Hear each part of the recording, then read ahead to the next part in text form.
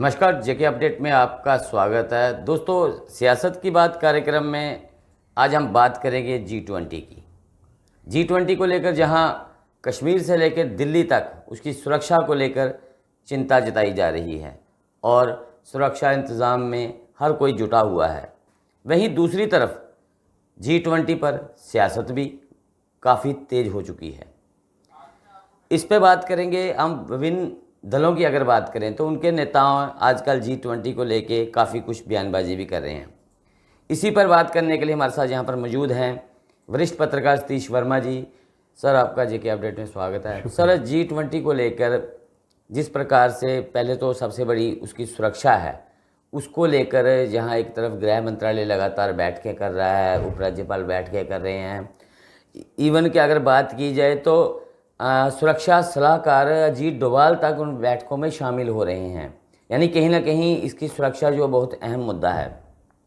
वहीं दूसरी तरफ अगर बात की जाए तो कश्मीर के जो केंद्रित दल हैं जितने भी, वो इन दिनों G20 को लेकर काफ़ी कुछ बयानबाजी कर रहे हैं, जबकि उनके इसके साथ ही उन्होंने जम्मू सेंट्रिक जो अपनी राजनीति है उसको भी शुरू कर दिया। इन सबको आप कैसे देखते हैं? देखिए, पहली बात तो ये है कि G20 का जो यहाँ पर जो कन्वेंशन हो रहा है, जो मेन वो तो नई दिल्ली में है, और उसके अलावा हमारे जम्मू कश्मीर में बात करें अगले महीने 22 से 25 तक ये कार्यक्रम है, 24 तक।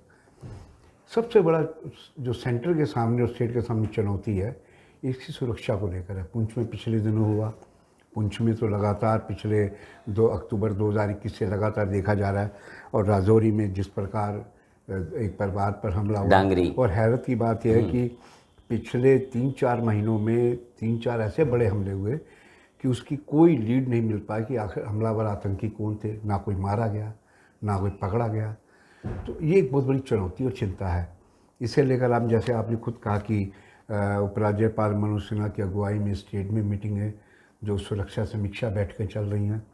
सेंटर में तो होम सेक्रेटरी से लेकर गृह मंत्री अमित शाह तक ने बैठकें की, और सब में ये कहा गया कि जीरो टॉलरेंस होनी चाहिए। 4 दिन जो G20 मुल्कों के लोग हैं, करीब 100 के आसपास टोटल होंगे। इन मेजॉरिटी हमारी स्टेट के लोग ज़्यादा होंगे, हमारे देश के भी। टूरिज़्म प्रमोशन का सारा यहाँ वो कार्यक्रम है। आप ये देखिए कि उस 4 दिन के दौरान जहाँ एक मीटिंग है SKICC में, उसके अलावा वो गुलमर्ग भी जाएंगे, पहलगाम भी जाएंगे, क्योंकि टूरिज़्म को प्रमोट करने की बात है G20 मुल्कों में। सरकार के सामने सबसे बड़ी चिंता ये है कि आखिर उस दौरान कोई घटना ना घटे, ये सबसे बड़ी चुनौती है। दूसरी बात आपने कही, और उसमें अभी तक कोई फॉल आउट तो कोई तो इनको मिली नहीं लीड की, जो पुंछ में हुआ। उसके साथ साथ अब कश्मीर सेंट्रिक जिसका जिक्र किया आपने, सबसे पहले तो हम जिक्र करेंगे गुलाम नबी आज़ाद तो जम्मू कश्मीर पूरे के मुख्यमंत्री भी रहे हैं, किसी ज़माने में कांग्रेस के कद्दावर नेता रहे हैं। आज ठीक है, अपनी पार्टी बना लें, लेकिन बहुत रगड़म पट्टी हो रही है उनकी। वो उस लेवल का उनका मयार नहीं बन पा रहा, उनके पास उस लेवल का उनका वकार बन पा रहा है। वो कोशिश कर रहे हैं, लेकिन ये है कि उनके ऊपर जो लगातार उनको लगते रहे हैं कि जब से इसका निर्माण हुआ, इसकी आज़ाद साहब की पार्टी, कहा गया कि बीजेपी की बी टीम, जैसे अल्ताफ़ बुखारी ने भी कहा। और जो पीछे उनका जो G20 को लेकर बयान है, जो मुद्दे की बात है, उन्होंने कहा कि इससे निस्संदेह कश्मीर में टूरिज़्म को प्रमोशन मिलेगी। एक मायने में उन्होंने केंद्र सरकार के कार्यक्रम को आगे बढ़ाने की बात कही। लेकिन ठीक उसके विपरीत फारूक अब्दुल्ला साहब, जो परसों जम्मू में थे, और उन्होंने कहा कि ये कश्मीर और लेह में G20 हो रहा है, आखिर जम्मू में क्यों नहीं हो रहा। उन्होंने सवाल खड़े किए हैं। सवाल उन्होंने नई दिल्ली के समक्ष किए हैं और जम्मू के लोगों के समक्ष भी किए हैं। उन्होंने एक बिटवीन दी लाइन ये मैसेज देने की कोशिश किया, जम्मू के लोग जो बीजेपी करते हैं, आखिर बताए कि बीजेपी ने क्या किया। जो G20 हो रहा है, आखिर क्या जम्मू में टूरिज़्म नहीं प्रमोट करना। और आपको याद होगा, जब कश्मीर सेंट्रिक नेताओं की सरकार थी प्रदेश के अंदर, जब पूर्ण राज्य था 370 और 35 से, तब बीजेपी का हर छोटा बड़ा नेता यहाँ से लेकर दिल्ली तक पानी पी पी के बोलता था कि जम्मू के टूरिज़्म को इग्नोर किया जा रहा है, जम्मू के साथ सौतेला व्यवहार किया जा रहा है। तमाम तरह के मतलब कि रुदाली गीत उनके बजते थे लगातार बीजेपी नेताओं के। आज देख लीजिए, उन्हीं को दोहरा रहे हैं फारूक अब्दुल्ला। देखिए सियासतदान जो होते हैं वो नब्ज को पकड़ते हैं, कमज़ोर नस्ल कौन सी है, उन्होंने पकड़ के वही बात आगे फेंकी है जम्मू के लोगों नहीं, फारूक अब्दुल्ला साहब ने तो कल जीता क्या दिया, उन्होंने कहा डोगरा पहचान को खत्म किया जा रहा है। Yes yes. जबकि फारूक अब्दुल्ला ने कभी भी अपने समय में इस प्रकार की अगर भाषा कहें या इस प्रकार जम्मू के लिए इतना दर्द कभी उन्होंने महसूस नहीं किया जो अब आके उनको जम्मू का दर्द महसूस हो रहा है, डोगरों की पहचान की चिंता हो रही है। भले ही अभी भी वो ये बयान जम्मू में ही दिए हैं, ऐसा बयान कश्मीर में जाते ही वो पलट जाएंगे, ऐसे बयान नहीं देंगे। तो कहीं ना कहीं उन्हें भी लग रहा है वो अपनी सियासत को चमकाना, जो अपना खोया रसूख है उसको वापस पाने के लिए ये प्रयास है सारे। देखिए ये तो हमें समझना होगा। देखिए जिस प्रकार 5 अगस्त 2019 को ये दर्जा ख़त्म हुआ, उसके बाद ये लोग घर में नज़रबंद कर दिए गए, कोई भी कश्मीरी इनके समर्थन में सड़क पर नहीं उतरा। इससे साफ संदेश है कि कश्मीर में जो कश्मीरी आवाम है, जो वोटर है, ये चीज़ें समझते हैं कि उनके बीच इनको लेकर कोई बहुत ज़्यादा अच्छा असर नहीं है। वो ये भी समझते हैं कि इनका क्या भरोसा कल ये बीजेपी के साथ चले जाए। वो तो सज्जाद लोन ने बयान भी दिया है, वो सज्जाद लोन ने बयान सीधे सीधे उन्होंने कहा है, उन्होंने कहा आने वाली सरकार तो बीजेपी और एनसी की होगी। इसलिए वो कोशिश कर रहे हैं कि हम जम्मू में किसी तरीके से सेंध लगा पाएँ। आपको याद होगा कि साउथ कश्मीर की जो लोकसभा सीट है वो रजौरी तक खींच के ले आए ये लोग। मकसद ये था कि वहाँ अगर कम पोलिंग हुई या थिक पोलिंग होगी तो जम्मू आधारित चाहे बीजेपी का कैंडिडेट कोई वो कैंडिडेट जीत सकता है, महबूबा की मूलतः सीट मानी जाती है। तो सियासी चालें, सियासी समीकरण, ये बहुत कुछ चल रहा है।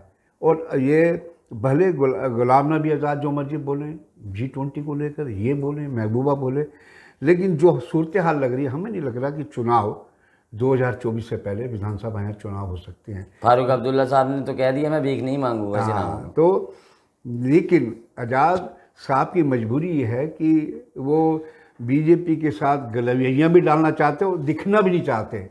वो कहते हैं चिलमन से लगे हैं, ना सामने आते हैं ना छिपते हैं। तो वो स्थिति गुलाम नबी आज़ाद की है। और जहाँ तक फारूक अब्दुल्ला की बात करें, फारूक अब्दुल्ला पर तो लगातार हमने पिछली भी कई चर्चाओं में कहा है कि जैसे JKCA का उनके ऊपर एक स्कैंडल, एक तलवार लटका दिए परमानेंट कि चुनाव पोस्ट इलेक्शन या प्री इलेक्शन, पोस्ट इलेक्शन में इनके साथ समझौताबाजी होगी। ये है कि एक वो प्रेशर बनाने की कोशिश कर रहे हैं। वो समझ रहे हैं कि जम्मू के जो लोग हैं वो अंदर खाने ये जुल्म महसूस कर रहे हैं। चाहे बेरोज़गारी का मुद्दा है, आपने देखा कि हालांकि जम्मू मंदिरों का शहर कहा जाता रहा, कहा भी जाता है, लेकिन पिछले दिनों जितने आंदोलन हुए इसकी शक्ल एक आंदोलन के शहर के रूप में ही बनी है। तो वो समझते हैं कि नब्ज़ पकड़ो कि बीजेपी ने तब क्या कहा था जम्मू से भेदभाव, लेकिन अब जो कुछ हो रहा है वो कश्मीर में हो रहा है। तो जो कहा जाए कि फेवरिज्म की बात है, तो उसको हो रहा है ना कश्मीर के साथ। तो कुल मिलाकर अगर हम देखें तो ये सब सियासी गेमें हैं और ये लोग भी समझते हैं, कश्मीर के भी और जम्मू के भी। जैसे मसला दरबार मूव का था, अब दरबार मूव उस समय बंद हुआ, ख़त्म कर दिया गया, लेकिन जम्मू के कारोबारी जिन्होंने पहले ढोल बजाए, डांस किए, जी बहुत अच्छा हुआ, बाद में उनको लगा कि नुकसान उनका हुआ है। चूँकि कश्मीरी जब आता था 6 महीने का किराया भी देता था, 6 महीने का एडवांस किराया भी दे जाता, रहता भी था और सामान भी लेके जाता था। बिल्कुल, और तमाम नुकसान है। लेकिन ये है कि कश्मीरी लीडरशिप में एक बात तो माननी पड़ेगी, चाहे गुलाम नबी आज़ाद को आप कहें, महबूबा को कहें या फारूक अब्दुल्ला को या सज्जाद लोन जिनका जिक्र कर रहे हैं, वो मास्टर स्ट्रोक खेलने में तो माहिर माने जाते हैं ना। इन सब के बीच आप अल्ताफ बुखारी साहब को मिस कर रहे हैं जी। वो इन दिनों बीजेपी पर जो है काफ़ी हमलावर नज़र आ रहे हैं। हालांकि शुरुआत में यही कहा जाता रहा कि अल्ताफ बुखारी की पार्टी भी बीजेपी की बी टीम है, तो इन दिनों वो केंद्र पर लगातार प्रहार कर रहे हैं। क्या समझते हैं इसके लिए? नहीं, आप ठीक कह रहे हैं। देखिए जैसे गुलाम नबी आज़ाद कांग्रेस से अलग हुए, उन्होंने अपनी पहले डेमोक्रेटिक आज़ाद पार्टी प्रोग्रेसिव शब्द जोड़ दिया, तब अल्ताफ बुखारी ने सीधा कहा था कि ये बीजेपी की बी टीम है, एजेंट तक कहा था, और लोगों को दिख भी रहा है, इसमें कोई छुपी बात नहीं है। लेकिन अल्ताफ बुखारी की चिंता ये है कि देखिए घाटी में बीजेपी दिल्ली के करीब, मोदी के करीब, अमित शाह के करीब और डोभाल के करीब हर कोई है, चाहे वो सज्जाद लोन हो, गुलाम नबी आज़ाद हो या अल्ताफ बुखारी हो, और भी लोग होंगे, और भी छोटे मोटे G.M. मीर वगैरह, तो गुलाम हसन मीर, GH मीर, ये तमाम लोग संपर्क में हैं। असली बात यह है कि जम्मू कश्मीर के अंदर चुनाव, सरकार बनना, कौन बनाएगा, ये पर्दे के पीछे बड़े लोगों का, कहते हैं अदृश्य, इनविजिबल हैंड्स, बड़े लोगों के हाथ होते हैं।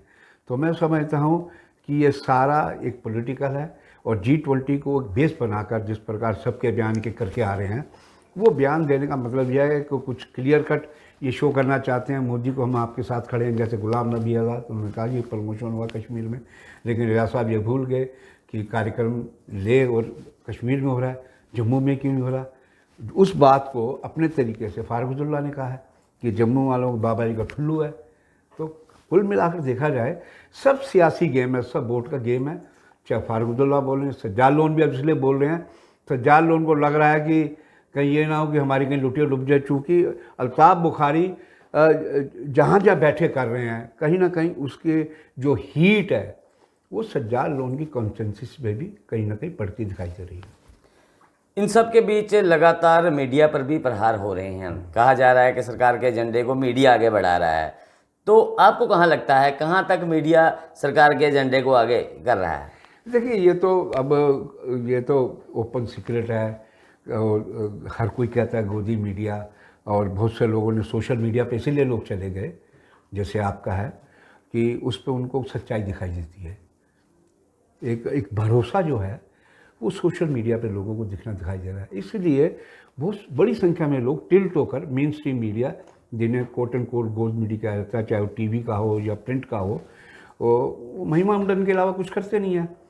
सिर्फ सोशल मीडिया बचता है जो हिम्मत करके चाहे आधा सत्य दिखाए चाहे पूरा सत्य दिखाए, लेकिन वो दिखाने की कोशिश करता है। इस प्रकार की डिबेट जो है, मैं समझता हूँ मेन स्ट्रीम मीडिया पर बहुत कम दिखाई देती है, दिखाई नहीं देती। तो आप जैसे जो सोशल मीडिया प्लेटफॉर्म है वो ज़रूर इन चीज़ों को आगे दिखाते हैं। लोगों को भी समझ आ रहा है कि जो कुछ देखना है सोशल मीडिया पर कुछ सच्चाई दिखाई देगी। चलते चलते लास्ट सवाल, अगर हम बात महबूबा मुफ्ती की करें तो महबूबा मुफ्ती जो है वो और उनकी बेटी लगातार केंद्र पर प्रहार कर रहे हैं वो भी।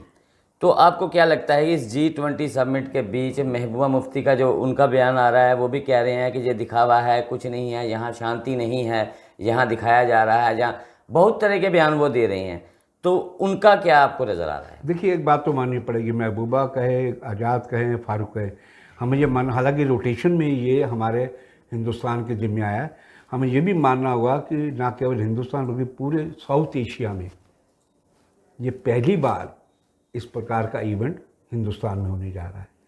और ये अलग अलग जगह हो रहा है। नई दिल्ली में प्रगति मैदान होगा अगले महीने, एक बड़ा कार्यक्रम होगा, और टूरिज़्म को लेकर कश्मीर में हो रहा है, यूपी में भी है, कई जगह हो रहा है, पूरे देश भर में कई जगह हो रहा है।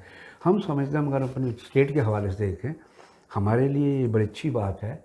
एक बात तो माननी पड़ेगी, जिस प्रकार खुद लेफ्टिनेंट गवर्नर ने कहा, मनोज सिन्हा ने, कि पिछले साल 1.88 करोड़ टूरिस्ट वैली में आए।